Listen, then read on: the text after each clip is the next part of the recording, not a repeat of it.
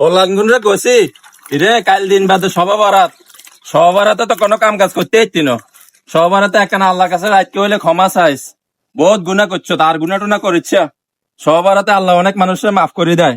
ওলানগুন রে কইছি কদুর একখানা গাছগুন হুয়াই গেছে, কদুর হানি দিত, ওলাইনে হানিও দেয় না। বাপের কথা বাপে যা কই, বাপের কথা ওনার ওলাইনে দাম দেয় না। বাপের লগে বেয়াদবি করে। আর কন আয় কই যাইম, বাপের দায়িত্ব পালন করে যাইম। ও বড় ভাই কাল্লো সিলাইতেছে সাইড দেখি। কি বড় ভাই কাল্লো ছিলেন, কি হয়েছে? তুই নি ভালো আছো নি? জি আলহামদুলিল্লাহ, বড় ভাই ভালো আছি। বলান গুনে কইছি সবরাত আইছে কাল দিন বাদে হরু সবরাত একখানা আর গুনা টুনা করিচ্ছা। সবরাতে রাত জাগি একখানা আল্লাহর কাছে ক্ষমা চাইস। বলান কোন কথা শুনে না, কনায় চলে যায়, গুনা করে, খালি খেলে, লুডো খেলে, জুয়া খেলে, কি রুমার বাপের কাম বাপে করি এরারি।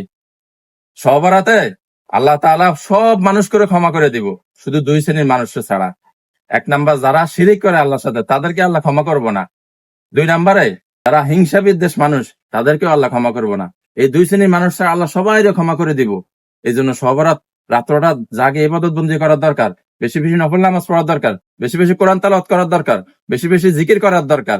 হলান রে কই হলান হুনে না, কিতাম বাপের দায়িত্ব বাপে পালন করে যায়। আবার হলান হুনক আর না হুনক, হলানের জবাব হলানি দিব।